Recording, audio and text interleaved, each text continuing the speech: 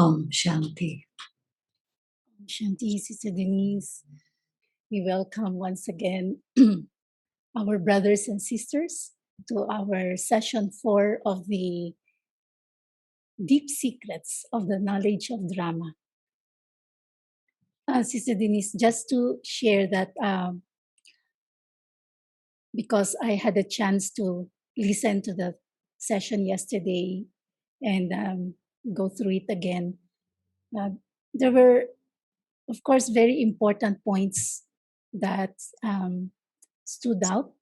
One is the faulty logic, this if, and usually it's if then. And as you said, we use the word if, assuming that it is, and never use the word if, or we don't use the word if, assuming that perhaps it is not. And so it leads to a lot of assumptions that are not based on evidence. So, like, if God is teaching, then we must be godly. And yet, Baba clearly says that we are all number wise. And another thing is about the confluence age, the paradox within the confluence age, that on one hand, within the confluence age, we are being given tools in order to help us deal and sort out our character defects, our traumas. And yet, this is being done in an environment that actually exacerbates them. So, again, the paradox in that. And I guess it's like how Baba says also that when you take herbal medicine, all the sickness is supposed to erupt first before healing takes place. And another thing is, again, which is what I shared yesterday, is the aspect of really Raj Yoga is the study so that we can come into our own power, be our own person, and that is to be free and independent. And this is where I think a lot of the, when we were taught or conditioned or trained many years ago, like children, and now to really think that we are not children anymore, and yet in the process, the steps are not going to be right immediately. So there will be a lot of challenges alongside that. But it is very exciting and very liberating on one hand. Yes. So, Sister Denise, these are the questions from yesterday's session, and some have sent additional questions from the Facebook. So let me just read them. Who are the teachers you should train? Can you give some examples about religion behaviors? What do you think the public now want or need from us? I very much like the king being the mask. Can you say more about creating this? In what way has the Brahmin culture changed now? Can you explain more about going back one by one? Can't we be independent and yet part of the community? Our aim is to have love for humanity. When I am individual only, to what extent can I reach humanity and love them all? And you mentioned that we are now in a crossroads, and we have to rethink our old understanding of knowledge, yoga, practice, service in this turbulent time. There are BKs who are exploring other spiritual modalities and healing practices with Raj Yoga to move forward, as well as do service of helping others. What is your position on this? Another question is, and while we are healing our traumas, etc., who do we turn to? Next question. I wonder if the statement that comes in the Murlis, which is always consider that it is Shiv Baba who is the one telling you this, along with the context of who was receiving the knowledge at that time, has to do with taking the orders of other seniors as if they are coming from Shiv Baba. You mentioned in one of the Murli notes that very few people can distinguish between Shiv Baba and Brahma Baba speaking. I would very much want to learn to perceive that distinction. Can this distinction be helpful to draw a line between saying yes to Shiv Baba only without disregarding Brahma Baba's directions? And then this is from the May 4 Murli notes. Now, again, now that the BK culture has mostly reverted to the iron-aged patriarchal system, although the word Swaraj means independence, there is a visceral antagonism to any female that shows signs of independent thinking. At the present time, you can see that those who are getting into position of power in the organization are reverting back to the patriarchal Hindu religious system. So the question is, how so? And then another regarding contribution. I would like to have clarity of understanding. For us BKs with Baba's knowledge, when I want to share my blessings to India, giving through the yagya, specifically to Global Hospital, is this more elevated than giving to Lokik institution and other NGOs locally? If so, what is the principle behind? Because I heard from a senior that our giving now is direct to Baba, unlike before when we give to Lokik institution. And there is one more about the from the Murli today.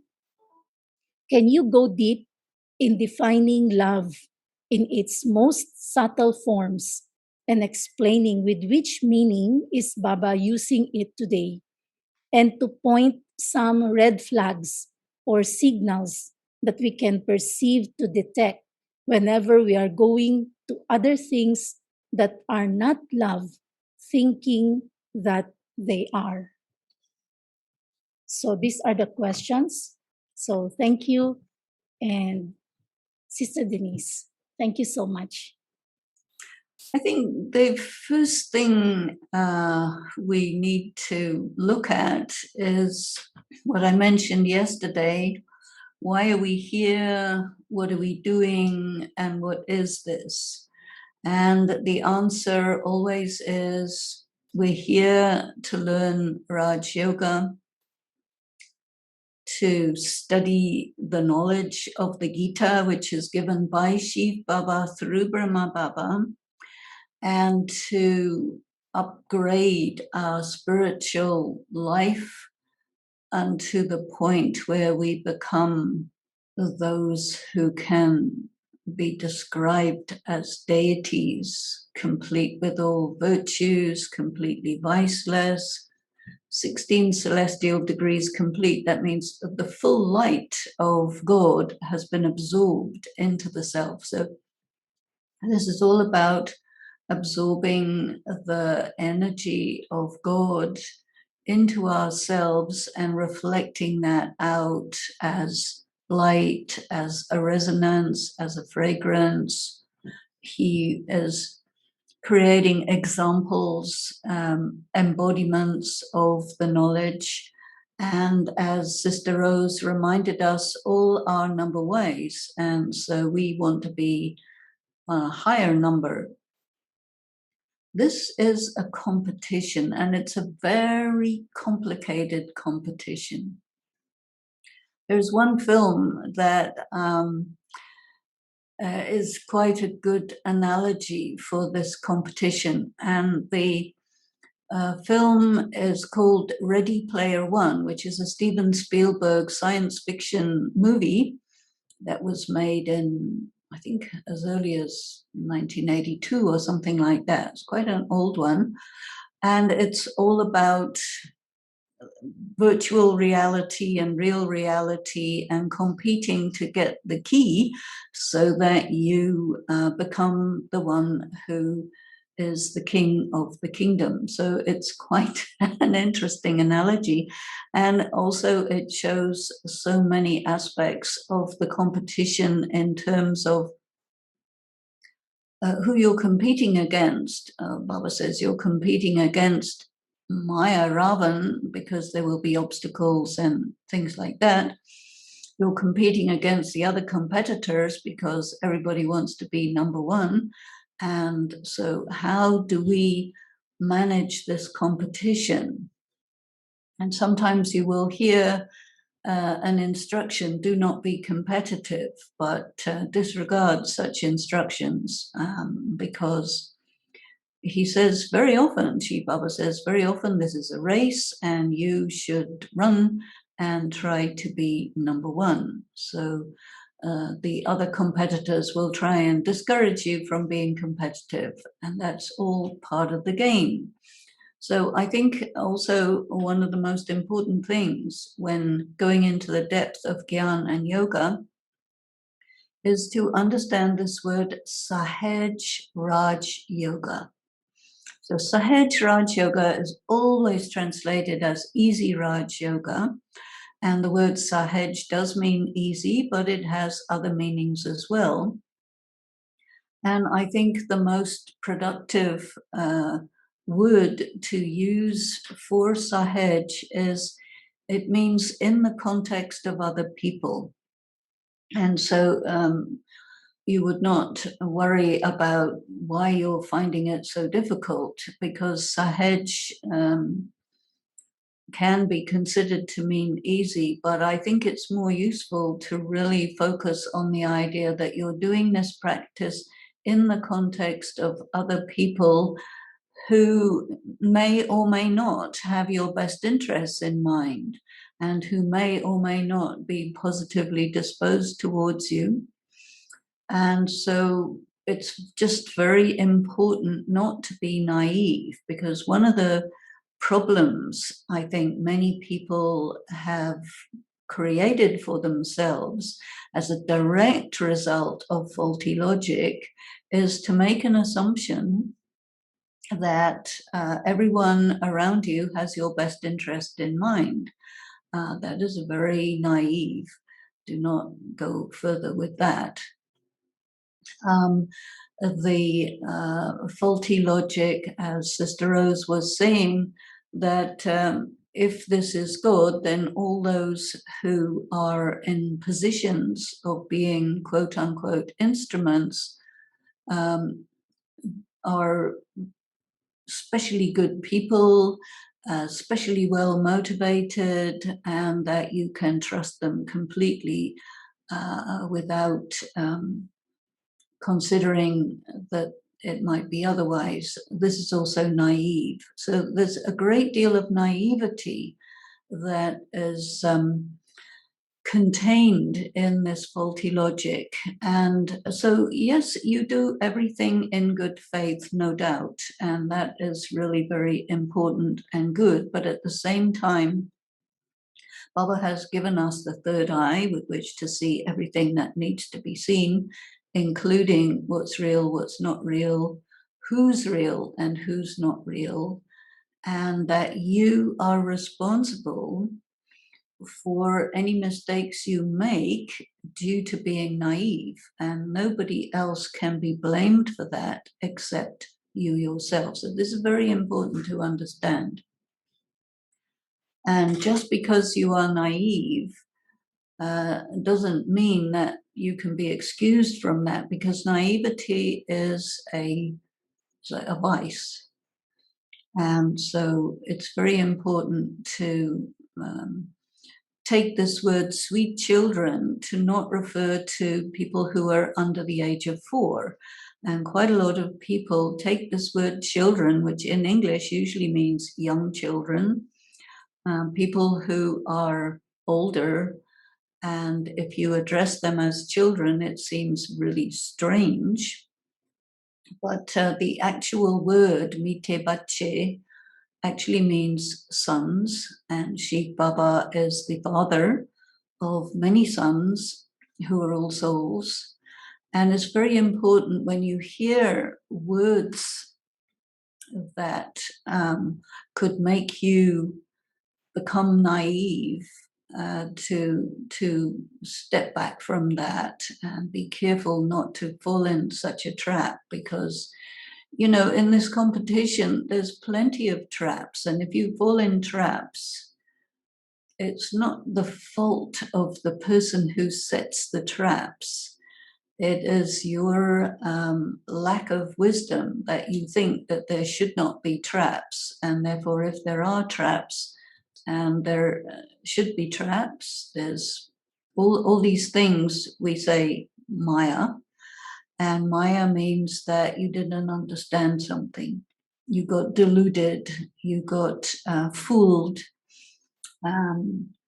So Maya doesn't just mean the vices. Maya means that you thought something is something and it actually isn't. That is really the meaning of Maya. So if you get fooled, trapped, deceived, whatever, that is your lack of street sense. So in BK, you need to be wise, alert, have eyes at the back of your head, because Baba has said very clearly, this is a battlefield. Your battle is against Maya, and we are not particularly against any individual people, because we know that all people, and this is part of the secret of drama, all people, good, bad, or indifferent, are playing their roles, which is predestined, and they have no choice but to play their roles. But what is our responsibility is to understand exactly what's going on and not be deceived. So very often Baba says that Maya is deceitful. In English, that translation is there. It's not deceitful, it's deceptive, which is a very different word. And we need to understand the difference between deceitful and deceptive. Maya should never be characterized as a she, because there's no woman involved. Maya is purely and simply that you get deceived by appearances. Someone will put on a show of being very loving and you will get taken in. That's called deception. Someone else will put on a show of being very uncaring, but actually they might be very caring, but they don't want to put you in a position of dependency, because if somebody shows you that they care and then you try to make them responsible for how you feel, that's another kind of Maya, that's another kind of deception. So there are thousands and millions of different varieties of ways in which you are easily deceived, and a lot of it stems from what I choose to call the patriarchal system, which I've talked about a fair amount and which we need to take a look at, which is a kind of institutionalized form of all these different ways of deceiving people so that you can be in a position of advantage, because it's a competition. Some people ask me, why do I use this term level playing field? Ideally, it's a level playing field where everyone has equal chance, equal advantage, but it's not a level playing field. And so if you understand it's not a level playing field, then you can deal with it as what it is in comparison with what you would like it to be, which it isn't. And so this is again another aspect of Maya. You think it should be a certain way, and when it isn't, you complain or get upset or you feel hard done by. No, you have to understand the battlefield, what it is, how it is, and that if the odds are stacked against you, deal with it.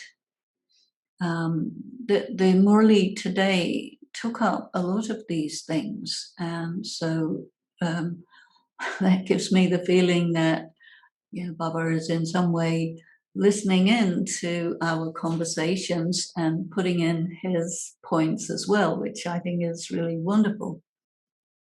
The competition is that in a way you're dealing with your own weaknesses. This is your biggest obstacle, and the tendency, according to the current system of ethics and morality, is to blame another person for your own weaknesses. And this is quite firm. So Baba is challenging that. He's challenging us, and he puts us in all sorts of situations where we could easily blame this one, that one, or the other one. But in fact, what he's telling us is, if you are stupid enough to believe something without putting it through your lens of discernment and discrimination, and then you get fooled, well, more fool you. So you failed the test. And so you have to go back to square one and start again, really understanding what this is all about. And this really isn't kindergarten. So if you are operating as if it is kindergarten, you will get in big trouble. So this is really all about not being naive, taking responsibility for the self, and really focusing on what's important. A question came up about the confluence age, the paradox of the confluence age. So the knowledge of drama includes the idea that we live on two levels continuously. One level is being soul conscious, aware of Gyan, aware of Baba in the confluence age. That's a dimension which we can enter into if we are awake and aware. But if we slip up and fall asleep, then we will immediately drop down into the Iron Age. So one thing that's very important is to check yourself very frequently to see, am I in body consciousness, which means I'm in the Iron Age. I'm looking at things through the lens of conventional morality and ethics, and then I will be deluded by Maya. Why? Because this system, which also includes the patriarchal system, is absolutely there. And it's operating. It is the context that we're in. I spoke yesterday about the lotus and the lotus pond. So the symbolic meaning of the lotus is really corresponds to the confluence age, and the lotus pond corresponds to the Iron Age. It is all the connections and relations that we have. It is the mud. It is an impure, corrupt place where people do each other down left and right. And when you're in the context of the Brahmakumari's world, the Brahmakumari's community, these two levels are operating no less than in any other place. And all BKs are momentarily soul conscious, but fairly much of the time body conscious. And it's very easy to use the knowledge in this body conscious way. And in the Murli today, Baba talked about love and intellectual knowledge, which is quite difficult to figure out what he means by that. But I look very closely at the Hindi, and Baba used the word dimagi, which was translated as intellectual. And what it really means is theoretical, which is not the same thing.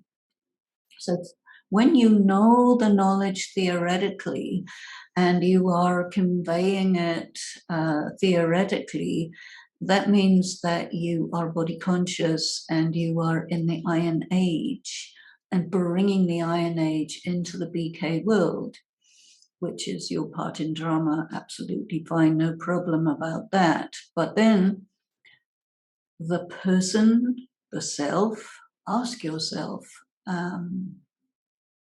what am I?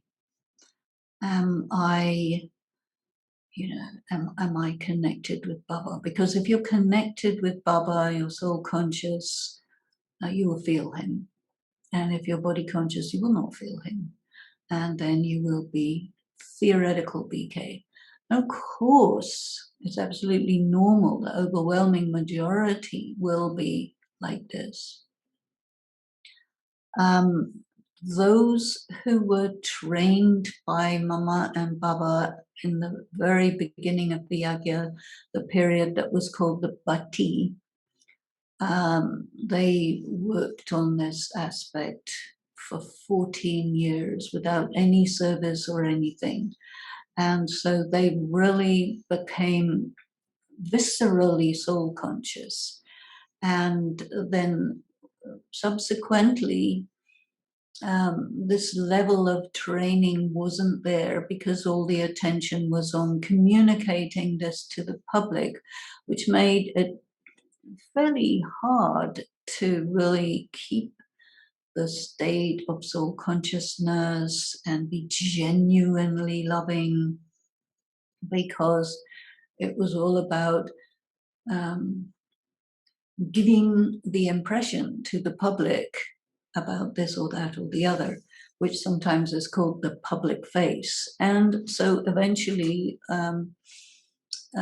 people gave much more attention on service, and there became an imbalance. And due to that imbalance came what I mentioned as a reversion to the essential patriarchal way of doing things. And this is because those people never really were in the context of having to seriously face their body consciousness. They faced it just more superficially. So this is a big difference between this group of dadis and then subsequent people. But as I was mentioning yesterday, now we have a very interesting situation where this public service that we had been doing for decades is now constrained, and we find ourselves doing more on Zoom, dealing with lockdown and quarantine and all sorts of aspects of a breakdown of all the systems. And so I can think that we can really give a lot more attention to what is really soul conscious, to studying the knowledge much more deeply, and so that it's not just theoretical. And we make great speeches, no doubt, but that's not really the proof of the pudding, as they say. The proof of Gyan is your vibration. Someone was asking about the musk of the king. So it is said in the Golden Age, the king, I mean, everything is operating perfectly fine. So what does the king do? The king is putting out a vibration which sustains the people. And the king is like the provider, the one who makes sure that everyone is okay, even though they're kind of automatically okay because there are no problems. And so the king is one who had absorbed so much power and light and essential qualities from God that they are spread like a fragrance through many births. And such a one would definitely be a king. Knowledge is not there in the Golden Age, but the sanskaras of knowledge are there. So the sanskaras are you're behaving in a certain way because it comes naturally to you. And now, if Gyan is theoretical and you're body conscious, then the sanskaras of body consciousness will emerge in interaction. So none of this is any surprise to anybody. So if you say, oh, this should not be like that, then it means simply that you're naive. So don't be naive. Take full responsibility for yourself, because why we called this explorations of Gyan and yoga is because that's what we want to do. We want to explore deeply what is Gyan, what is yoga, so that we can be the embodiments of that. Another thing I think is quite important is to tell yourself very, very clearly that my judge is God. Now, Baba talks to us about having certificates, certificate of the self, certificate from God, and certificate from the family. But what you do is you give all the power to the family. You don't pay attention to God, and you have doubt in yourself. So this is also an imbalance. And the order in which he talked about judgment is the first judge of yourself is yourself. And the second judge of you is God. And then the other people, they will judge you. But I think at the moment to get under the influence of people's comments about you and think that you are what they say you are is also naive. Do not give away your power like that. Give more value to yourself. Some were asking, okay, what is Srimat? How do you apply Haji? Now, and this voice of Shiv Baba and the voice of Brahma Baba. During the time of Brahma Baba's physical life, many people would challenge him, and really strongly, and they would say, you know, we are connected with Shiv Baba, we don't have any connection with you, so that's that. And this was a very arrogant attitude, and there are plenty of people who have arrogant attitudes. And so Brahma Baba had to deal with arrogant attitudes. Why? Because we also have to deal with arrogant attitudes. And everything that Brahma Baba had to deal with, we also have to deal with. And so we have to understand that it will come along. There will be arrogant attitudes towards us, and we need to discern, okay, this is an arrogant attitude. And if someone is speaking to me or dealing with me out of arrogance, then first of all, I need to know very clearly and discern, okay, this is somebody acting out of arrogance. And then the question is, which many people have asked, okay, now what do we do? So the answer Baba had always given is you have to be in your seat of self-respect. That means you have to set limits and boundaries. this expression, do not take sorrow, is connected with that. If somebody's dealing with you in an arrogant way and you get upset by it, it means you didn't set any limits and boundaries, and you let them get in and disturb you, and that was optional. And it means that you didn't apply Shrimat, because Shrimat says, stay in your seat of self-respect, set limits and boundaries. This is the meaning of Maryada, set limits and boundaries. Where you end and another one starts, there's a limit. If you have no boundaries, you drop all your boundaries, you say Haji to everyone and everything, then you are like an infant. And though it is very convenient for other people to take control of you like this, but it's not suitable for you to allow this, and it's optional. And this is why when you hear this word sweet children, don't think that it means you have to be like a 2-year-old or a 1-year-old. No. We are adults. We are responsible for what we do. We are answerable to God, and we will take the consequences of our actions or our misunderstandings or our naivety. But I think a lot of the problems have to do with being naive. And why one would be naive, or why there would be so many people who are naive, is because they buy into the way this is presented without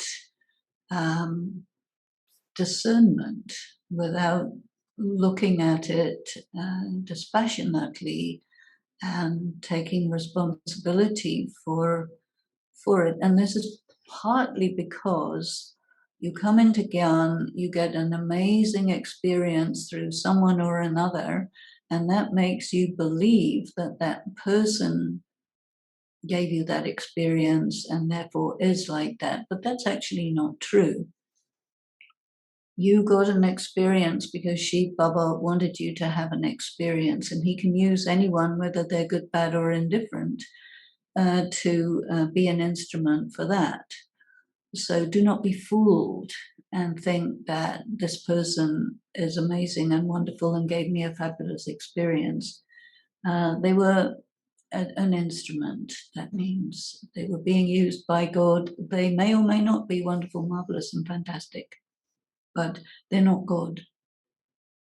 So when you give away your power and in good faith, you believe everything without running it through the filter of the power of discrimination and evaluation, then you are responsible for the consequences of that, not them.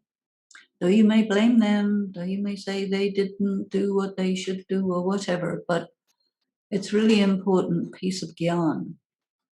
You got yourself fooled, and now wake up. Don't be fooled again. Why did you get fooled? So that you could wake up. There's nothing wrong with being fooled if you're asleep, but it's all about waking up. So wake up. And in the Murli today, Baba was talking about coming under the influence or being impressed. And the word love was used for that, but actually they use the word love for anything and everything, because there are tons of different words that Baba uses which have an English equivalent, but which may not be known to the translators, or they may not quite understand what this really means in its depth. So this is why we need to take a look at the original wording. And lagao doesn't mean love. Lagao means that you get deluded. You believe in something or in someone, and you give away your power to it. And so this was translated as love. but it's not love, something else. Sometimes it was translated as subservience, but it's not subservience either. It is that you came under the influence of your being impressed by someone, or you take support of your equipment, and it's all about giving away your power. And Gyan means do not give away your power under any circumstances to anyone. And Shiv Baba is telling us what we need to know in order to be free and independent. Now, a person who is free and independent doesn't really need a religion. And this is a situation that happens in all the religions, that the religions are big institutions which want followers. And like if I give the example of the history of Christianity, there was a time when everything in the Roman Church was in Latin. So the only people who knew Latin were the priests. And so all the other people had to rely on the priest to know what God is saying. So in that way, they became dependent. But if you know Latin, then you don't need the priest, because you can read the stuff yourself. And for us to have a direct connection with God is true independence, but you cannot have true independence as long as you are corrupt, under the influence of all kinds of things, some of which we can name, some of which maybe we can't name. But this was really the issue of the people who would go against Brahma Baba. They would say, we have a direct connection with Shiv Baba and we don't need you. And Shiv Baba made it very clear that actually I, God, have made this man into my instrument because you, devotee, don't know what you're talking about. And so you need to, if you want to reach me, you need to understand that I use this instrument to communicate with you, because if you disregard Brahma Baba, you will not make it. And that's your problem, not my problem. But in the same way, we have this expression instruments. So there's a vast difference between Brahma Baba being an instrument of Shiv Baba and any other BK being an instrument, because they are not able to give you Shrimat. They can tell you in a general way what Shrimat is, but any advice that they give you is their advice to you, which you take or leave.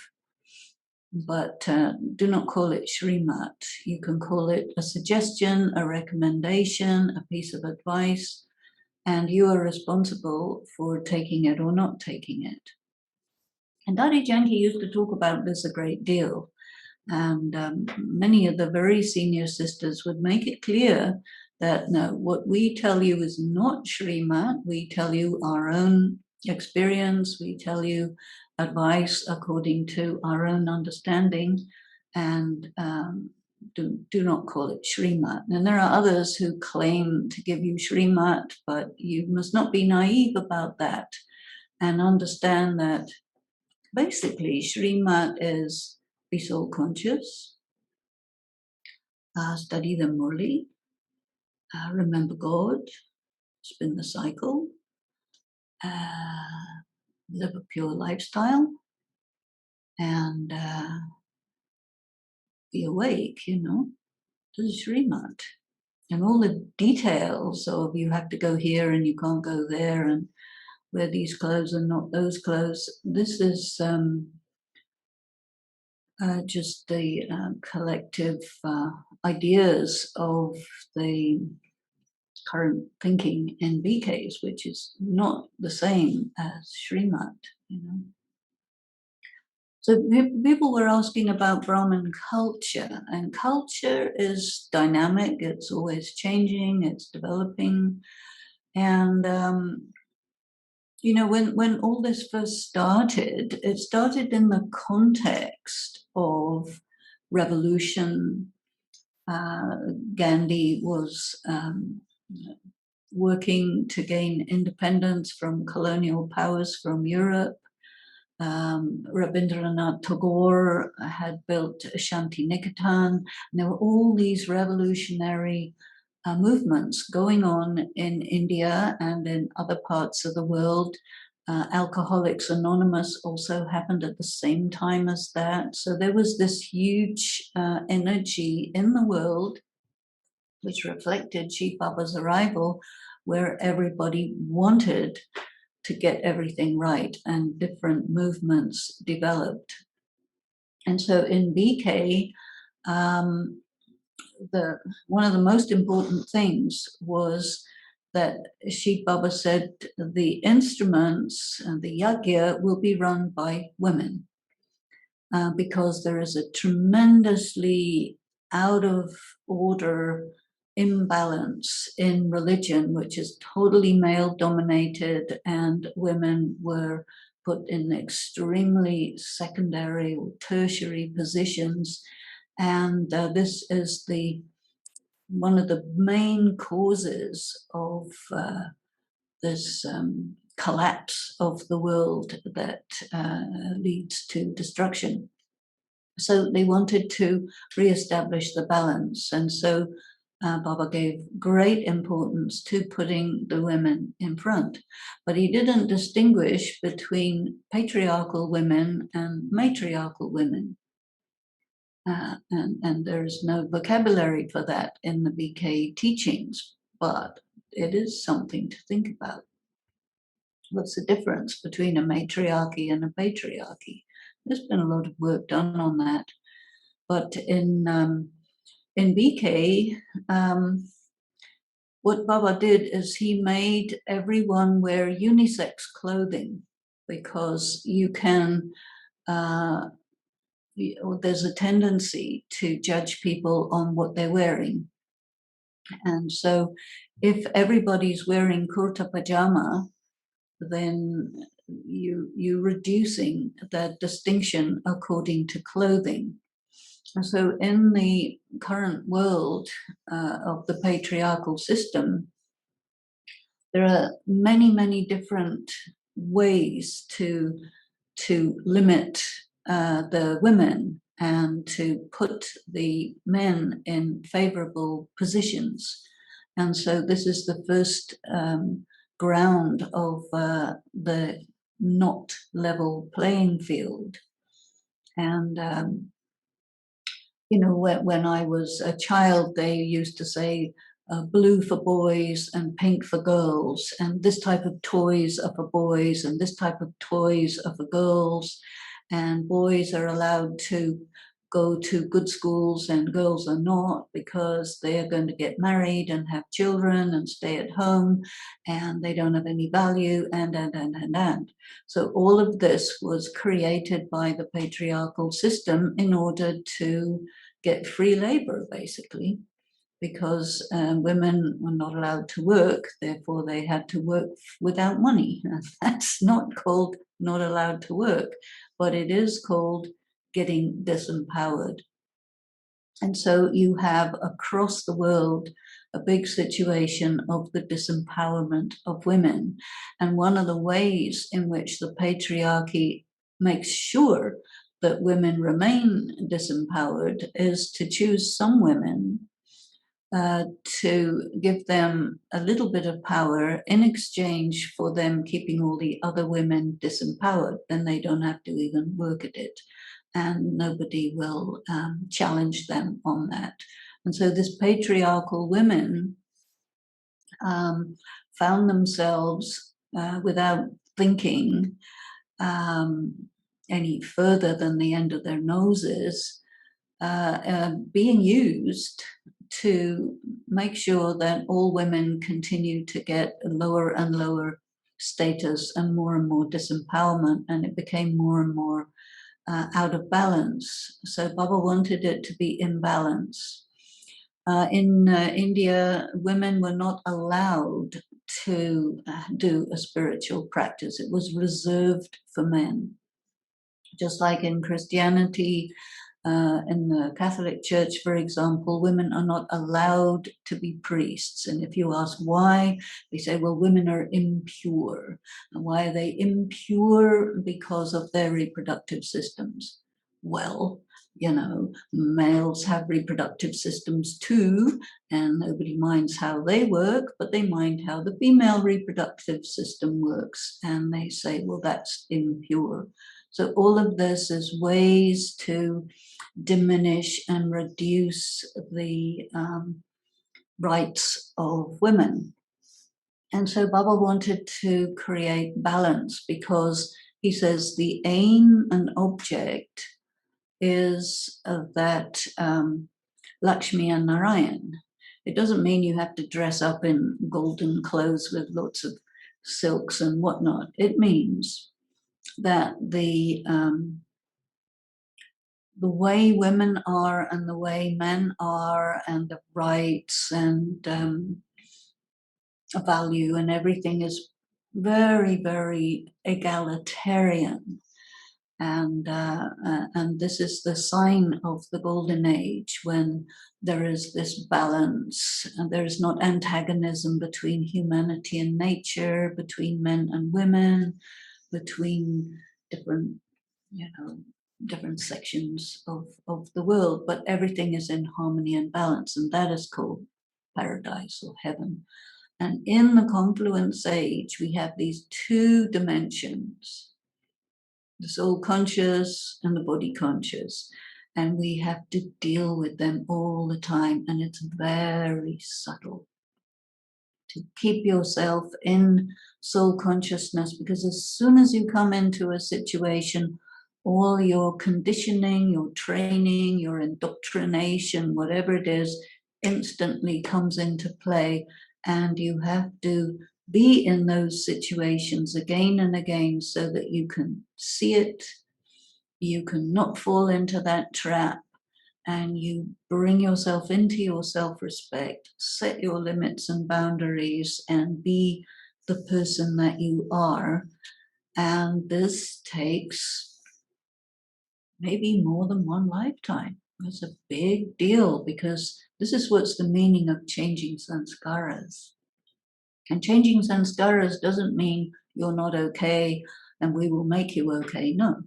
Changing sanskaras means understand that you've had the same number of births in a male or a female costume. So you cannot accept being labeled as male or female. You are a being who is androgynous, as is Vishnu. And you want to balance all of these things inside yourself because you yourself are no less out of balance than the external world. And so the confluence age is all about that. So I think in our work with explorations of Jnana and Yoga, we need to really use the knowledge to fulfill its function of bringing us into balance. We need to really take advantage of yoga, which is to be able to take power from Baba, to take light from Baba so that we have enough energy to actually do what we know we should be doing.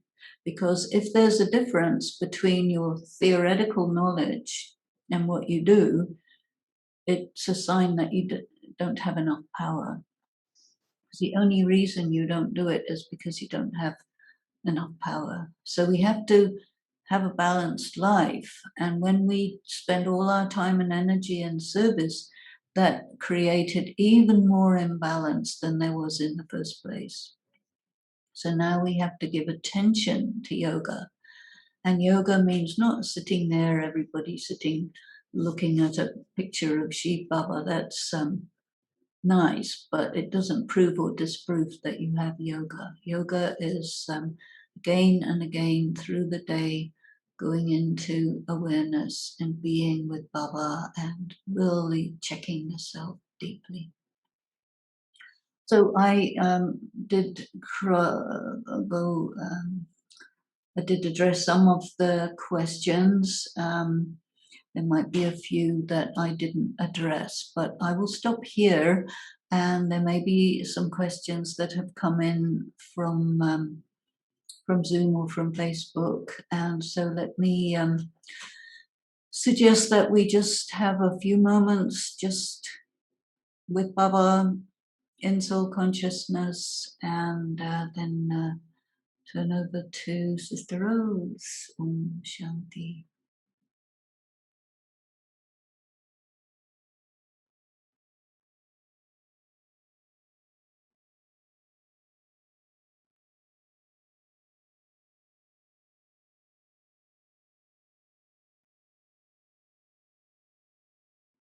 Om Shanti. A lot of eye openers, and one word that I kept hearing inside me is this word naive, being naive. And I think for some of us, we use the word being intoxicated. For being Which- naive, yeah. I think that will work. And so now we are, of course, in the process of time, we somehow felt that there is something not quite right with this. And that's why, again, the idea of being disillusioned is happening through the many experiences. So now I am accepting it as being naive, and it took some it took many years to wake up to this and to really see it as it is.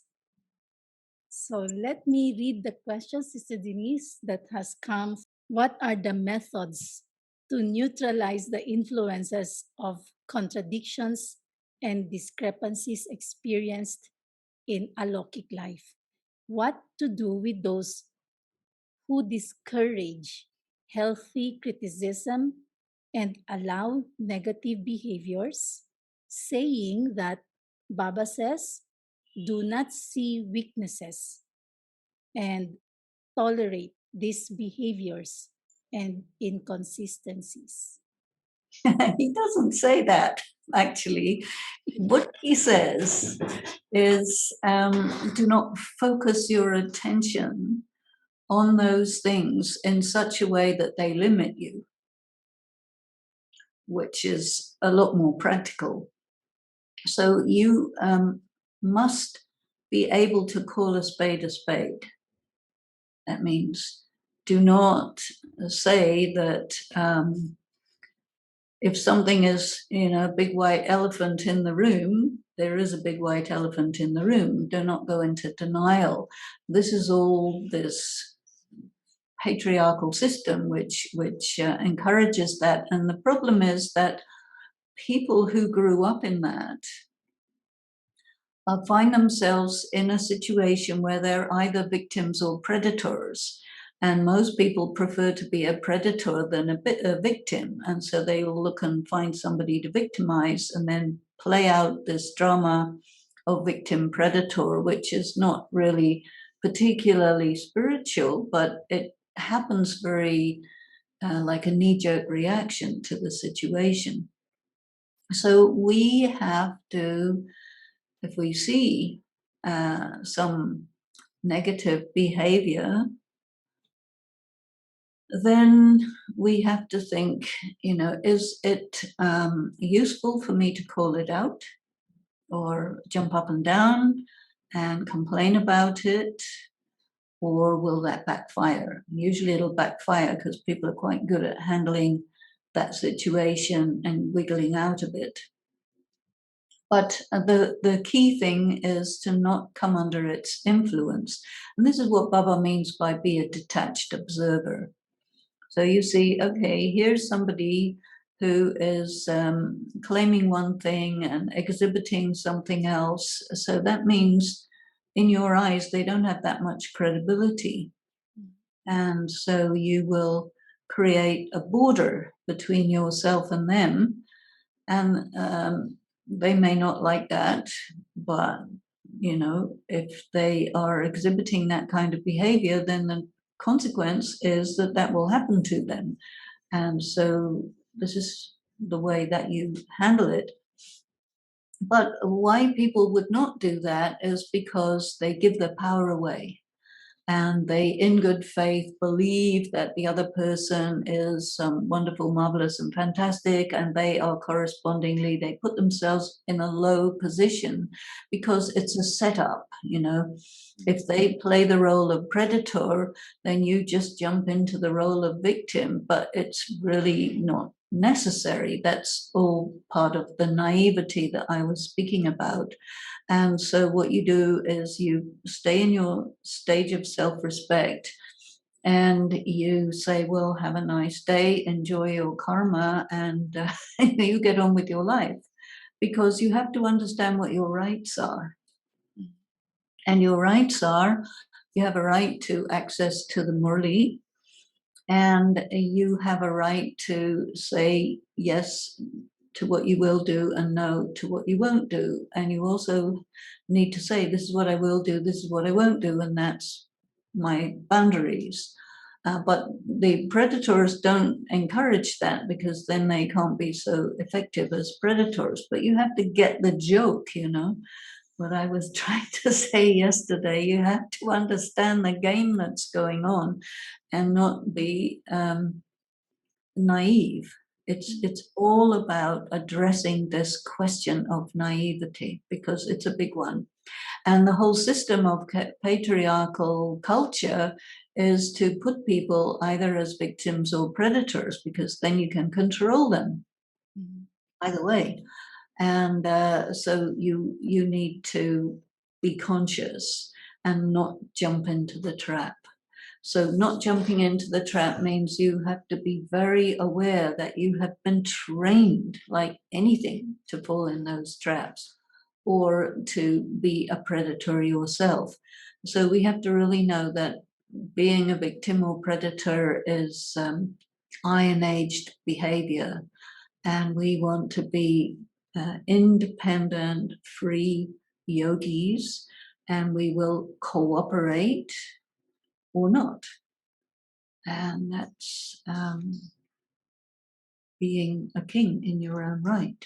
You see, a king will serve, but he will not be anybody's slave.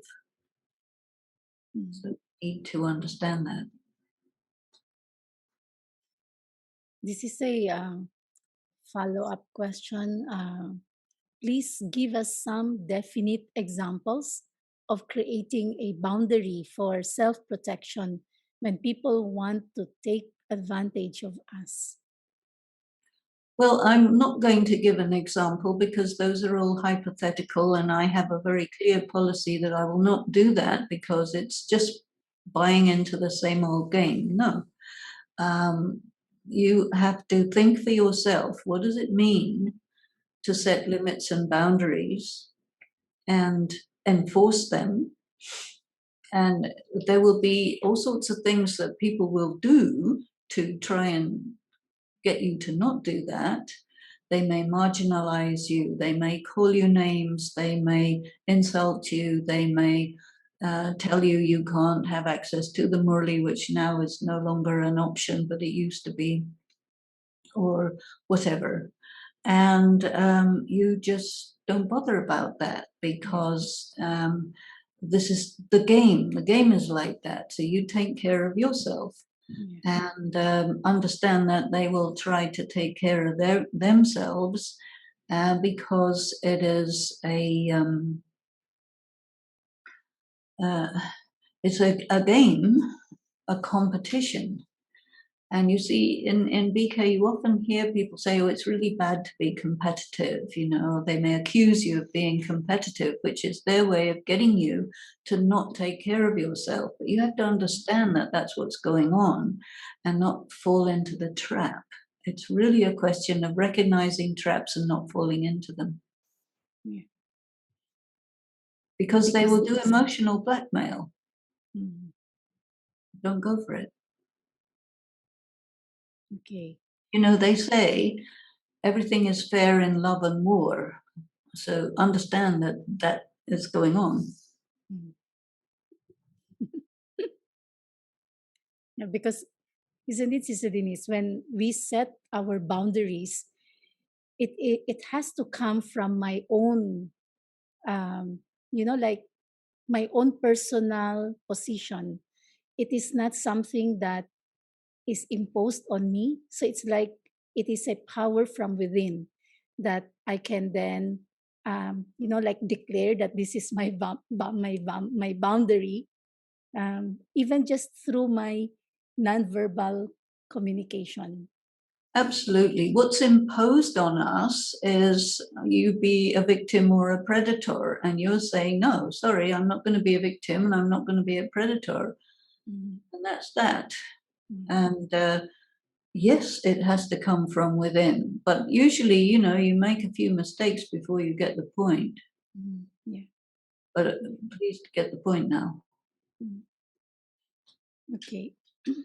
The next question is, truth is truth.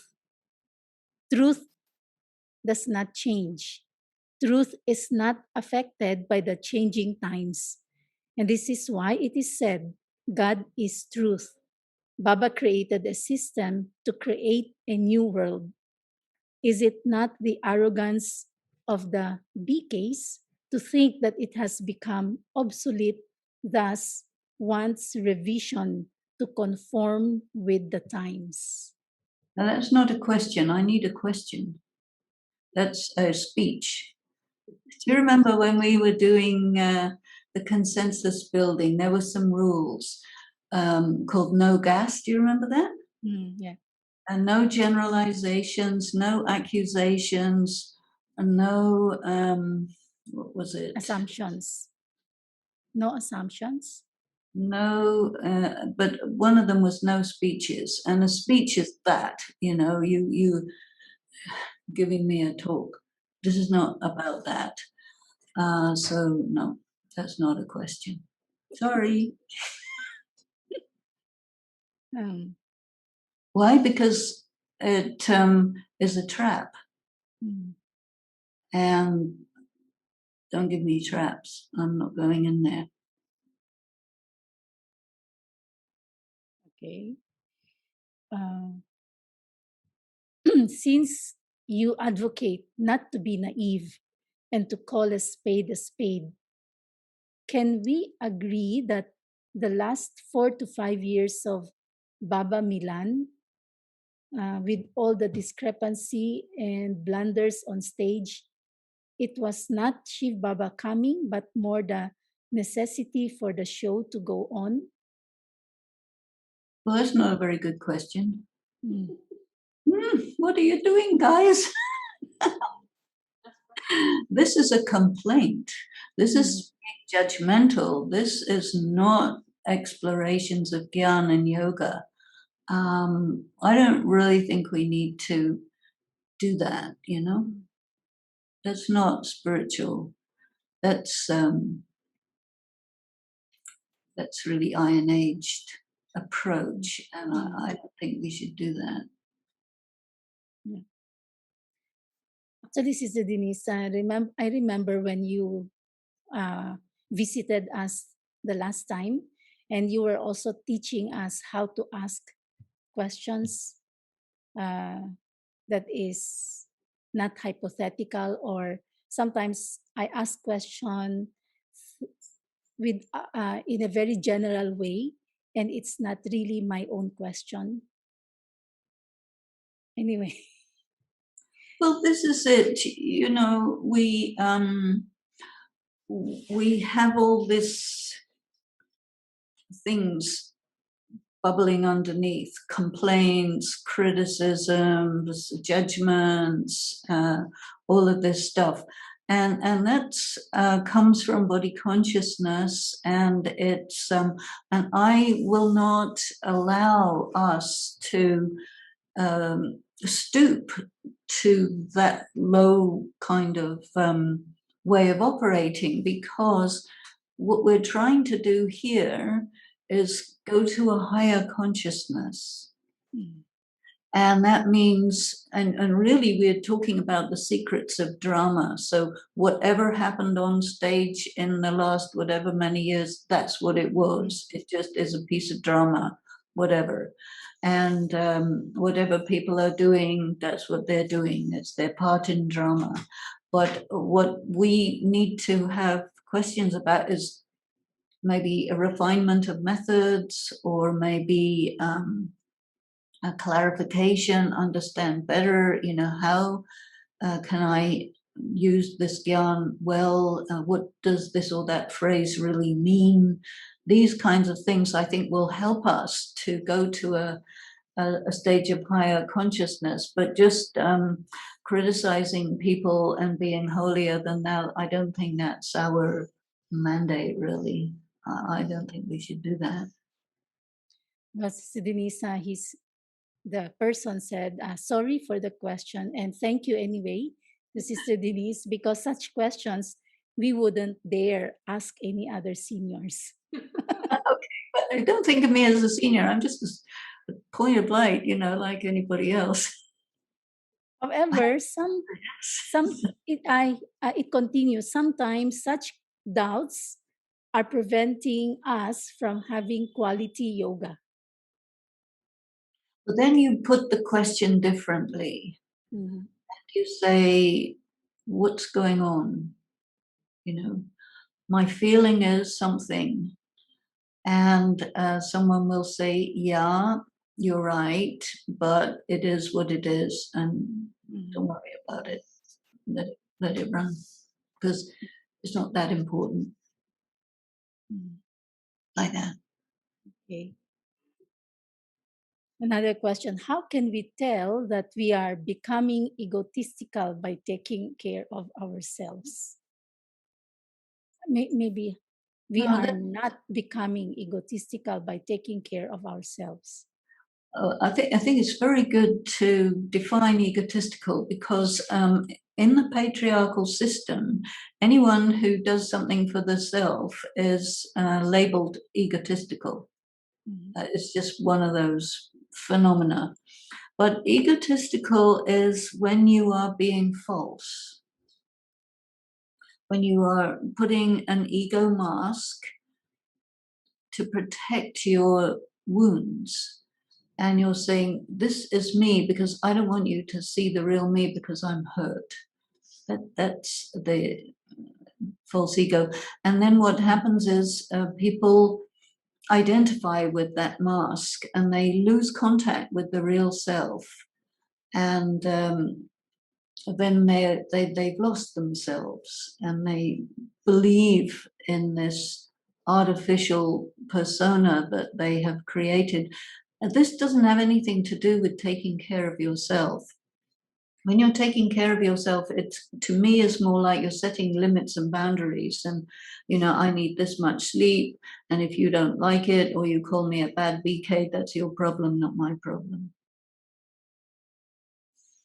And you need courage for that, because people will come back at you to make you doubt that you're okay, because then they can control you. And you're saying, I'm not playing that game. Sorry. That's Iron Age stuff.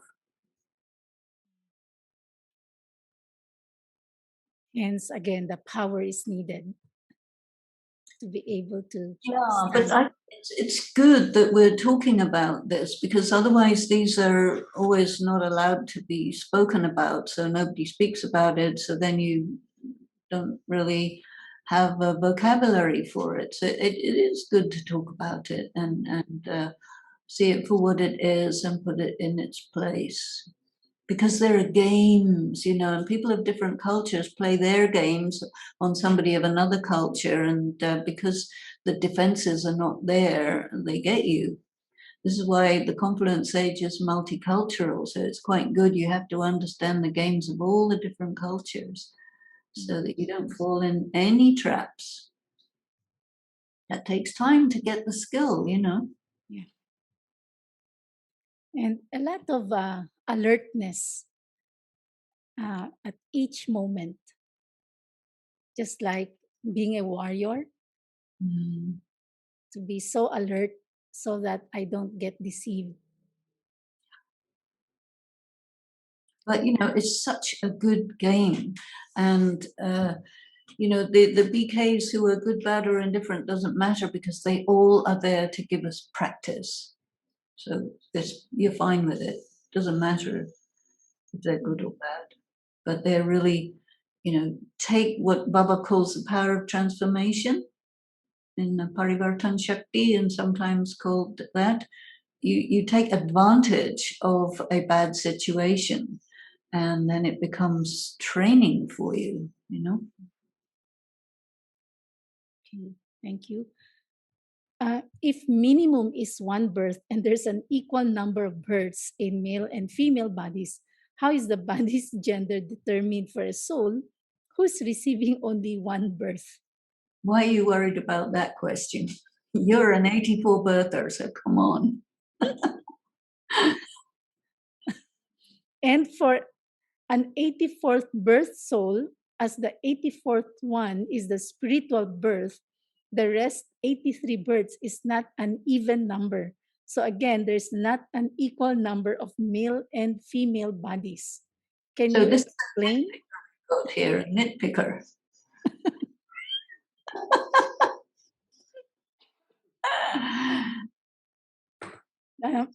On boundaries? How should we understand between setting boundaries and limits as opposed to having an unlimited attitude? There's no connection between those two. Yeah. Yeah. They're two completely different subjects. Which one do you want me to talk about? Maybe maybe Sister Denise, this idea of setting boundaries is not very clear for some. Conventionally, when people are talking about boundaries, there are 4 different kinds of boundaries. One is you put yourself inside, a circle where there's no way in and no way out. So you're totally isolated, like a COVID patient, And then there's another kind where there's just completely perforated. Anyone can come in and take you over. So then there's another kind where you have a boundary, but there's a door, and the door handle is on the outside. So at least you've got some kind of protection, but anyone who really wants to can come in and take you over. So the ideal boundary is where it's surrounding, and you have the door handle on your side of the door, and if they want to come in, they have to knock and get permission, and you will let them in if you want, but you do not let them gate crash.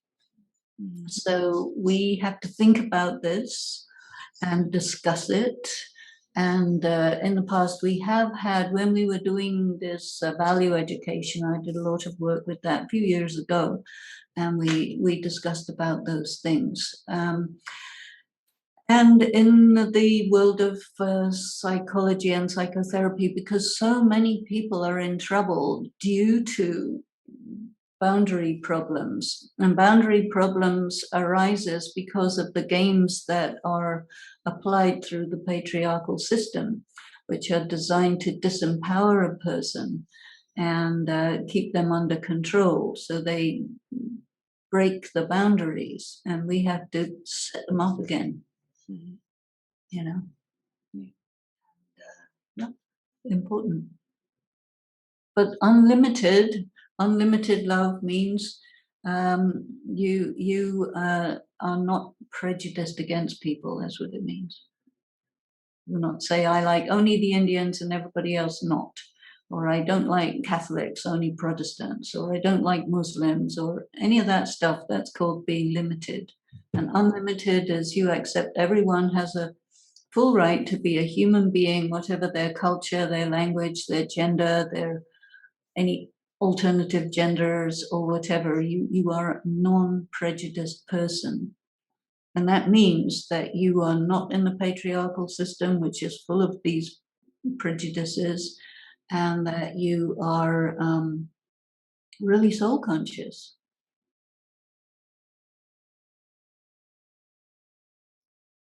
In the notes of the Murli, you say, do not depart from the logic of the drama or its laws. Can you expand on this? I didn't say do not depart from. What I said is understand that the drama has its logic, and we have to be sensitive to the drama. And when something occurs to us and we say, okay, this is drama, suddenly I found myself out of one place and somewhere else or whatever, then we will say, okay, this is drama. And then we usually say why. And we sometimes say, well, this is wrong, this is unfair, etc., etc. But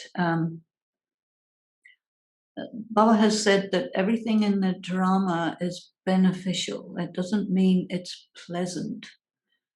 It's beneficial, and there is some secret in it that is to my advantage, and I need to discern what it is and interpret it accordingly. That is what is meant by understand these logic of the drama. Something will happen to me because it's necessary for my next step up. And if I take it any other way, it means I missed the point. And so it'll have to come and give me another punch on the nose so that I wake up and understand the message.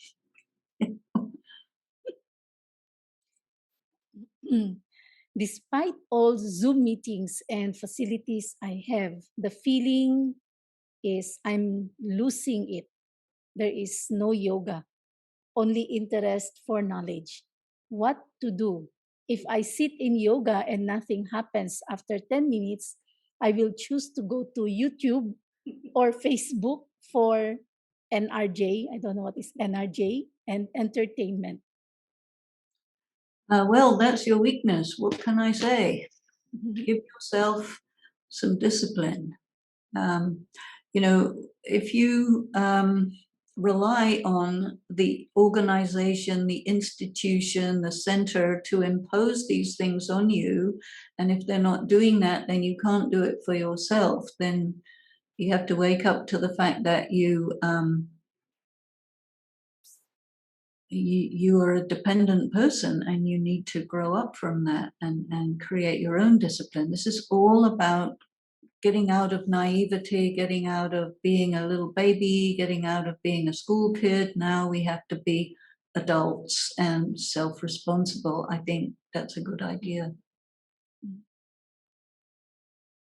Next question. Why is food and subtle region so much connected? We all feel more yoga while offering food. What do you think is the karma behind that? It's not really the karma behind that. It's like this. You're a religious person. If this is going on, it means you're a religious person, and religious activities trigger your spiritual feelings. And so that's nice. But now you need to go to a higher level where you really work with your yoga, and the best way to work with your yoga is to work deeply with the knowledge, because it will trigger your yoga in a, I think, better, more solid way than a religious ritual. Going to the subtle regions is not yoga, as Baba often says. Going to the subtle regions is entertainment, no different from YouTube or NRJ or whatever those things are. And that's not really Raj Yoga. But Baba has to entertain us because this is a long journey.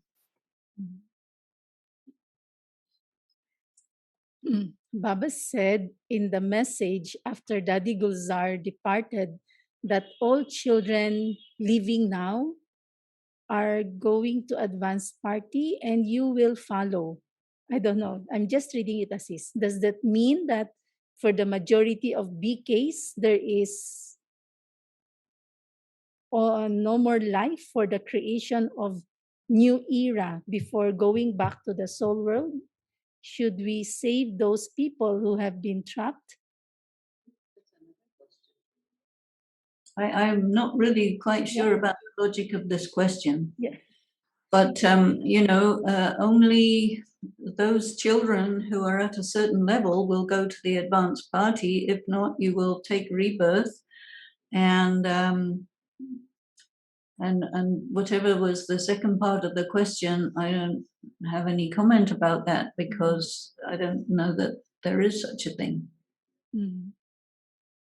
At the moment, what we're seeing is that there is this period of uncertainty, and BKs are uncertain, governments are uncertain, scientists are uncertain, volcanoes are blowing, and sea levels are rising, and epidemics are happening, war is happening, there's more and more uncertainty. So the thing that is important is to develop our personal strength and be really have good faith in ourselves. It's nice that we have this network of BK friends, so we're not like isolated. We can't rely on anything except our connection with Shiv Baba and our good karma, and we have to be strong and face uncertainty, difficulties, and deal with our emotions and our weaknesses and get through it. And that's what's going on. And there may be something that we don't know about, which will come, and then when it does, we will deal with it. But at the moment, it's looking like this. Sister Denise, my last two questions. One is Daddy Gulzar seemed to be the epitome of innocence. How was it different from being naive? An innocent child is so easily fooled or misled. Yeah, well, Dali Gulzar was not naive. And she was innocent only in the sense that she didn't have any hidden agendas. She was transparent. It'd be better to say that she's transparent, but she was not naive. She was quite aware of what was going on, but she didn't go into it or get focused on it because she was focused on the role that she had to play to be the chariot for Avyat Bapdada. And so she followed special disciplines that was needed for her, and she still was the zonal in charge for Delhi, and she still looked after everything and dealt with everything. But people put out that she was innocent, and so you have a question like that. But actually, the way people talk about people and the way that the person actually is may not be the same thing at all. And the last question, Sister Denise, is about the aspect of donation. Especially, I think, in the context of the time now where if there are not much public programs happening, everything is online. And so, in terms of expenses, also, there's nothing really much to spend on. And therefore, and on the other hand, we also see that in the world, there is an increased need for social services. So I think this is also one aspect of the question when this person asked about the principle of donation. Well, the thing is, I would not use the word donation. I would use the word investment. And so, if you're making a donation to a an organization that does social service, that's a donation. But if you're in investing in Baba's work, you pick it up on the other side, multiplied by several gazillion. And Baba is saying, look, the sorrows of the world are my responsibility, not yours. And so whatever money you put in various organizations, very little of it actually gets to the people who need it, because there are administrative costs which use up most of it, and then there are pockets which happen along the way. So the investment in Baba's work is an investment in your own fortune. So you just need to know that I wouldn't use the word contribution or donation, even though we do call it that, but it's actually investment, and you're investing in yourself. Because what Baba is saying is, you guys are fully depleted, you've used up all your money, all your fortune, everything, and the confluence age is for getting it all back. So if you understand that and you use it in that way, then you will restore yourself in a very, very good way. But the confluence age is not the same as the Iron Age. And in the Iron Age, in the context of religion, you will take your wealth and you will put it into the community, because it's an inequitable financial setup. And so it is absolutely right to do that. And so, but in the context of the confluence age, where the whole world is coming to an end, whatever you do in that department will have very little impact. But whatever you do in terms of investing in Baba's work will have much better effect. So you just decide what you're going to do. Sister Denise, does this understanding applies to, you think, specifically she was asking about giving to Global Hospital? Well, Global Hospital is part of Baba's work, and it is there for the community in Abu, but it's also there to take care of the BKs who also are, doing Baba's work and so on. And for example, in the Global Hospital, in the context of COVID, they have an oxygen generating machine. And so that the real terrible situation that's happening in many of the cities where people are suffering because there's no oxygen, they're handling it. And there is, in terms of siphoning off money for administrative function and salaries and this and that, that's not really there in the Global Hospital. So almost all of it just goes to the patients. And so in that case, it's better.